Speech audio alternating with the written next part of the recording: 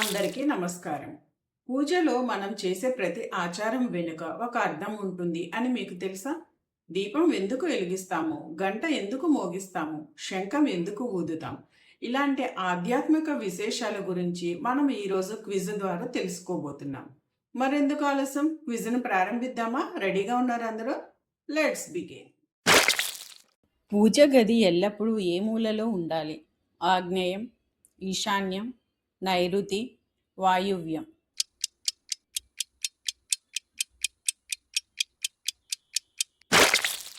ఈశాన్యం. ఈశాన్యం వైపు సూర్యుని తొలి కిరణాలు పడి ఇంట్లోని హానికరమైన బ్యాక్టీరియా నశిస్తుంది. పూజలో ఆవు నెయ్యి దీపం వెలిగించడం వల్ల గాలిలో ఏం పెరుగుతుంది? నత్రజని, కార్బన్ డయాక్సైడ్, ఆక్సిజన్, హైడ్రోజన్.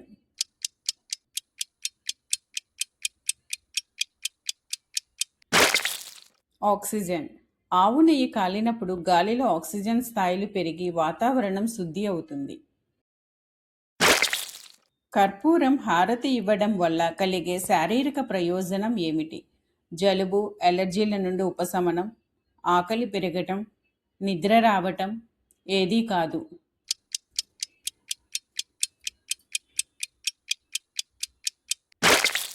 జలుబు, అలర్జీల నుండి ఉపశమనం. కర్పూర సువాసన గాలిలోని వైరస్లను చంపి శ్వాసకోశ ఇబ్బందులను తగ్గిస్తుంది. పూజ ప్రారంభంలో గంటను ఎందుకు వాయిస్తారు? సమయం తెలపడానికి, ఏకాగ్రత పెంచడానికి, నిద్ర లేపడానికి, అలంకరణ కోసం.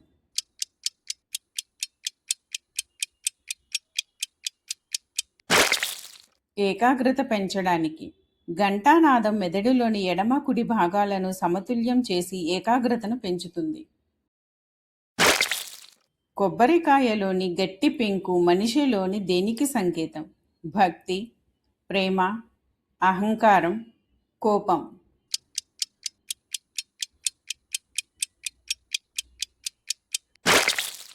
అహంకారం. గట్టి పెంకు అహంకారానికి, లోపల ఉండే తెల్లని కొబ్బరి పవిత్రమైన మనసుకు సంకేతం. శంఖం ఊదటం వల్ల ఏ అవయవం యొక్క సామర్థ్యం పెరుగుతుంది? గుండె, కాలేయం, ఊపిరితిత్తులు, కిడ్నీలు.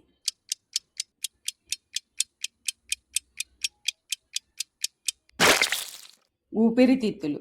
శంఖం గట్టిగా ఊదటం వల్ల ఊపిరితిత్తుల శ్వాస సామర్థ్యానికి మంచి వ్యాయామం లభిస్తుంది. రెండు కనుబొమ్మల మధ్య ఏ చక్రం ఉంటుంది? మూలాధార చక్రం, ఆజ్ఞా చక్రం, అనాహత చక్రం, విశుద్ధ చక్రం.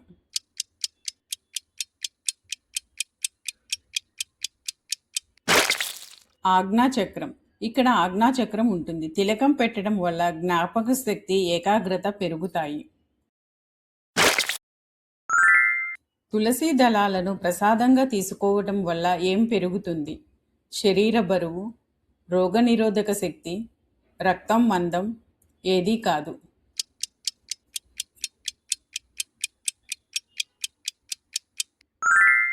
రోగనిరోధక శక్తి. తులసి ఒక అద్భుతమైన యాంటీబయోటిక్. ఇది సహజంగా రోగనిరోధక శక్తిని పెంచుతుంది. పసుపుకు ఉన్న ముఖ్యమైన ఔషధ గుణం ఏమిటి? స్వీట్నర్, యాంటీసెప్టిక్, గ్యాస్ కారకం. ఏదీ కాదు.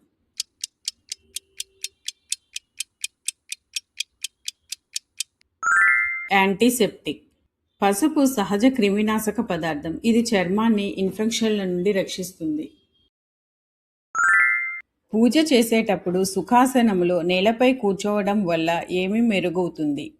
కంటి చూపు, వినికిడి శక్తి, జీర్ణక్రియ, జుట్టు పెరుగుదల.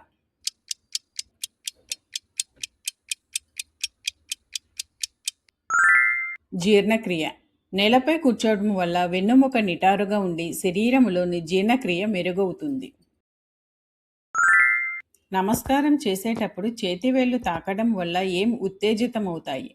హార్మోన్లు, ప్రెషర్ పాయింట్లు, కండరాలు, ఎముకలు.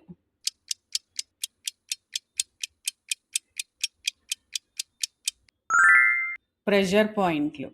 వేళ్ల చివరిలో ప్రెషర్ పాయింట్లు నొక్కబడటం వల్ల కళ్ళు మెదడు చురుకుగా మారతాయి.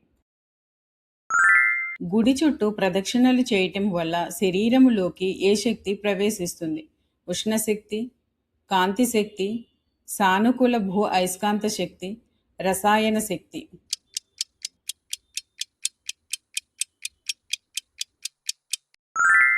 సానుకూల భూ అయస్కాంత శక్తి. గర్భగుడిలో ఉండే అధిక భూ అయస్కాంత శక్తులు ప్రదక్షిణ వల్ల శరీరానికి అందుతాయి. సాష్టాంగ నమస్కారం చేయటం ఏ శారీరక ప్రక్రియతో సమానం? రన్నింగ్, యోగాసనం, స్విమ్మింగ్, డ్యాన్స్.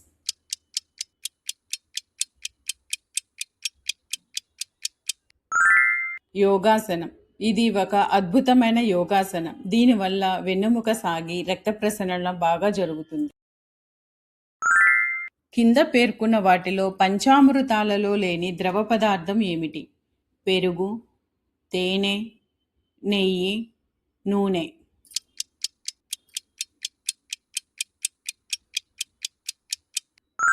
నూనె. పాలు, పెరుగు, నెయ్యి, తేనె, చక్కెరలను మాత్రమే పంచామృతాలు అంటారు. పూజలో మంత్రాల ఉచ్చారణ వల్ల శరీరములోని ఏవి ఉత్తేజితమవుతాయి? నాడులు మరియు గ్రంథులు, గోళ్ళు, వెంట్రుకలు. ఏదీ కాదు.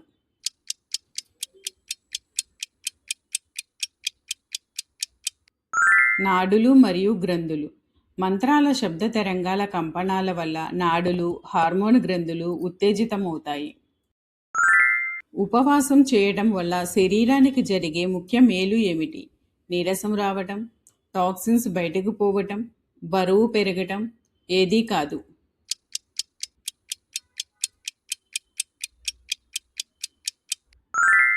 టాక్సిన్స్ బయటకు పోవటం.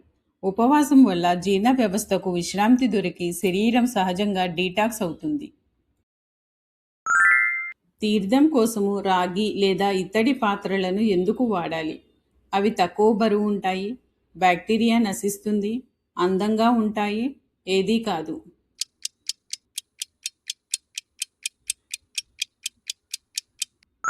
బ్యాక్టీరియా నశిస్తుంది. రాగి పాత్రలో నీరు నిల్వ ఉంచడం వల్ల అందులోని హానికరమైన బ్యాక్టీరియా నశిస్తుంది. అగరబత్తీల సువాసన మెదడులోని ఏ హార్మోనును విడుదల చేస్తుంది? Insulin, serotonin, thyroxine, adrenal.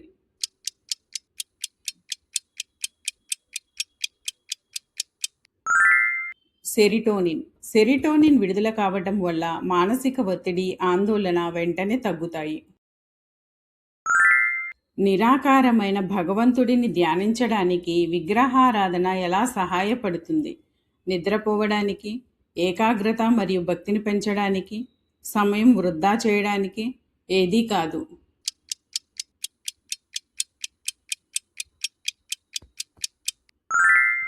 ఏకాగ్రత మరియు భక్తిని పెంచడానికి. ఒక రూపంపై దృష్టి పెట్టినప్పుడు మెదడు ప్రశాంతతను ఇచ్చే ఆల్ఫా తరంగాలను విడుదల చేస్తుంది. దేవుడికి నైవేద్యం సమర్పించడం వెనుక ఉన్న ముఖ్య ఆధ్యాత్మిక భావన ఏమిటి? దేవుడి ఆకలి తీర్చడం, ఆహారాన్ని దాచటం, కృతజ్ఞతాభావం ప్రదర్శన చేయటం.